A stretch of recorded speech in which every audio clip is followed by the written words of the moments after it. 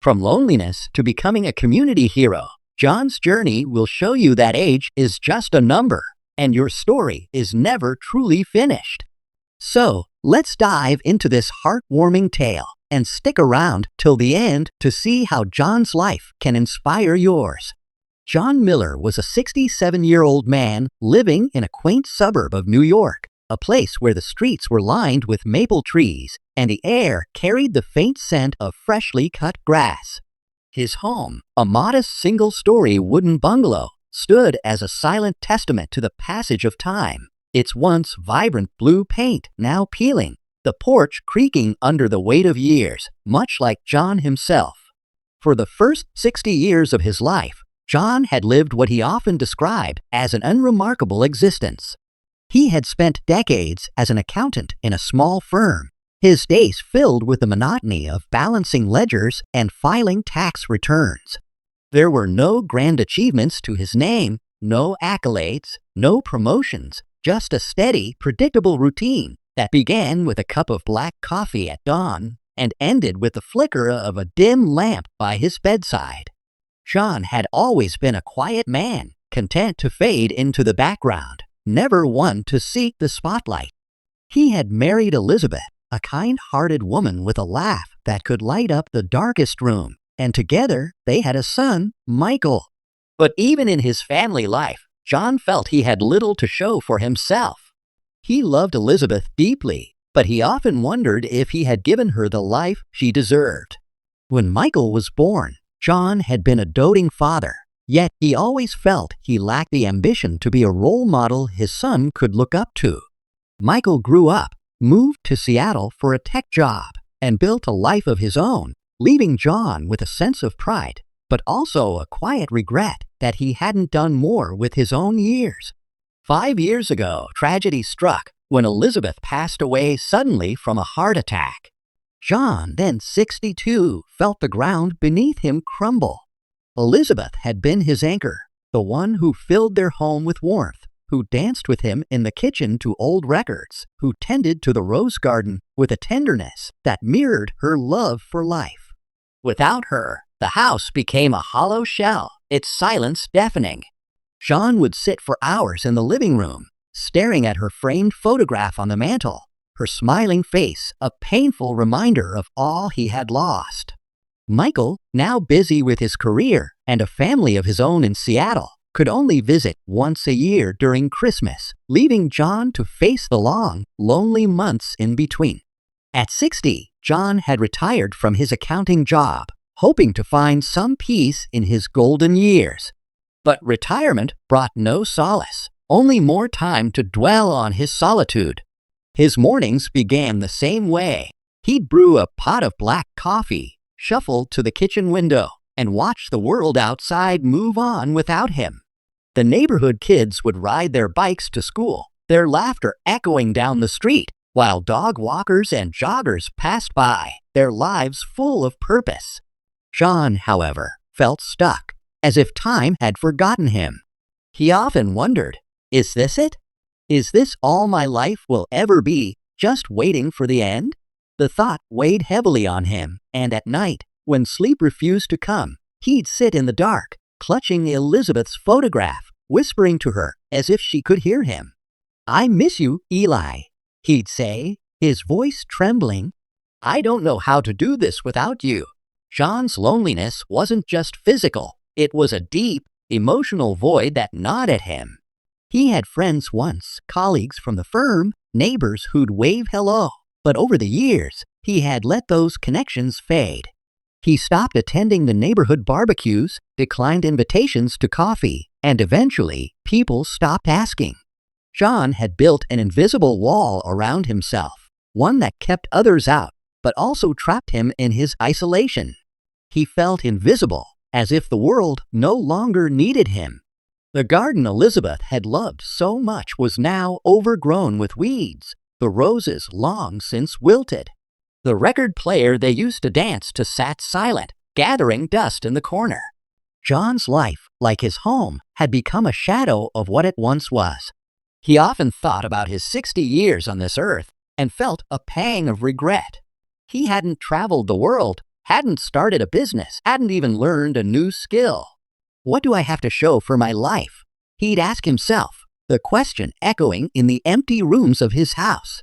The answer, he feared, was nothing. But one cold winter morning, everything changed. John was at his usual spot by the kitchen window, sipping his coffee, when he noticed a little girl named Lily standing on the street, tears streaming down her face. Her bike wheel was stuck, tangled in a mess of chain and spokes. John watched her for a moment, his first instinct to stay out of it. Why get involved?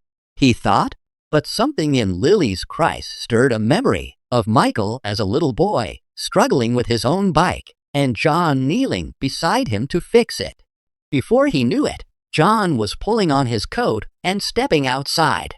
"What's wrong, Lily?" he asked gently, his voice softer than it had been in years.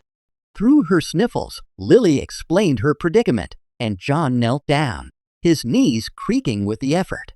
It had been years since he'd fixed a bike, but his hands remembered the motions. Within minutes, the wheel was free, spinning smoothly again. Lily's face lit up with a grin so wide it seemed to brighten the gray morning. "Thank you, Mr. John. You're a superhero," she exclaimed, throwing her small arms around him in a hug. John felt a warmth in his chest he hadn't felt in years. He smiled, a real, genuine smile, and watched as Lily pedaled off, her laughter trailing behind her. As he walked back to his house, John felt a spark ignite within him. For the first time in years, he had made a difference, however small. "Maybe I'm not as useless as I thought," he mused, the idea taking root in his mind. That moment with Lily became a turning point for John.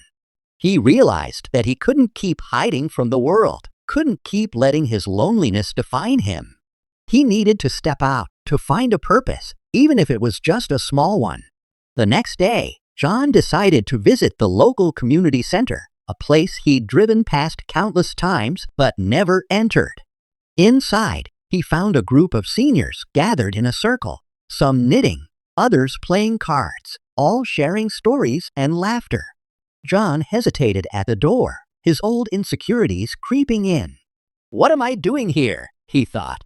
"I don't belong." But before he could turn away, a woman named Rose, a 65-year-old with a warm smile and bright eyes, waved him over. "First time here?" she asked, patting the seat beside her. John nodded, sitting down awkwardly. Rose introduced herself and the others, her friendliness putting John at ease. "We all felt out of place at first," she said, "but this group, it's like a family now." Over the next hour, John listened as the group shared stories, some funny, some poignant, about their lives. When it was his turn, John hesitated, but Rose's encouraging nod gave him the courage to speak. He told them about Elizabeth, about his years as an accountant, about the loneliness that had consumed him since her passing.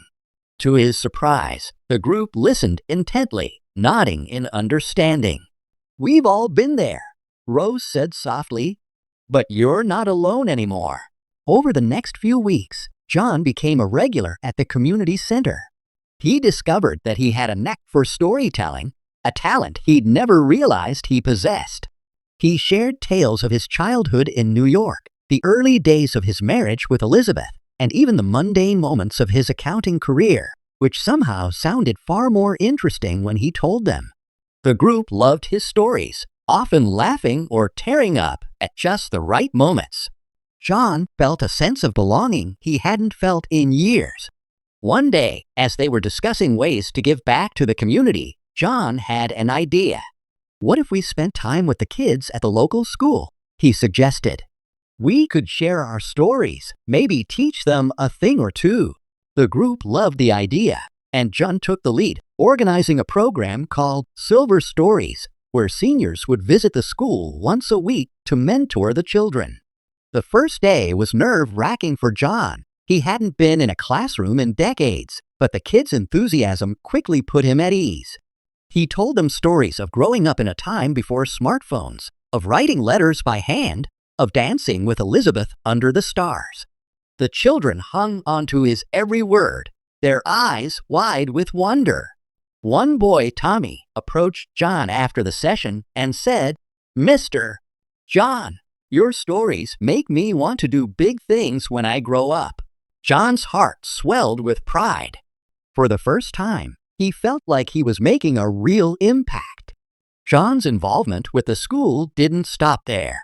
He began to see the children as his extended family, and they, in turn, saw him as a grandfather figure. He helped them with their reading, taught them how to plant seeds in the school garden, and even shared Elizabeth's favorite cookie recipe for a bake sale. The kids adored him, and their parents began to notice the change John was bringing to the community. Inspired by the program's success, John decided to take on another project. He wrote a small book, a collection of his stories and life lessons, titled A Life Rediscovered. It wasn't a bestseller, but it found a home in the local library where people would check it out and leave notes thanking John for his honesty and wisdom. "Your book made me feel less alone," one note read, and John kept it on his bedside table, reading it whenever he needed a reminder of his purpose. John's newfound purpose didn't just stop at storytelling. He started a program at the community center called Silver Skills, where seniors taught their talents to others, knitting, woodworking, even basic guitar lessons, which John himself learned at 66. He'd sit with the kids, strumming simple chords, laughing as they fumbled through their first notes. His home, once a place of sorrow, became a hub of activity.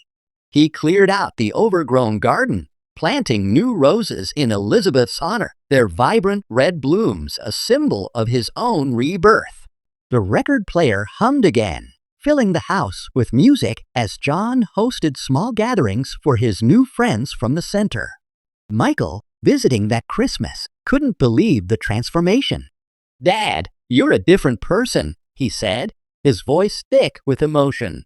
"I'm so proud of you." John smiled, pulling his son into a hug. "I just needed to find my way," he replied. By 67, John had become a pillar of his community, a man who had turned his loneliness into a legacy of love and connection. He had started with nothing, no grand achievements, no fame, but in just a few years, he had built something far greater, a family of friends, a generation of children who looked up to him, and a renewed sense of self-worth. John often thought about Elizabeth, imagining her smiling down at him, proud of the man he had become. "I did it, Eli," he'd whisper, looking at her photo. "I found my purpose."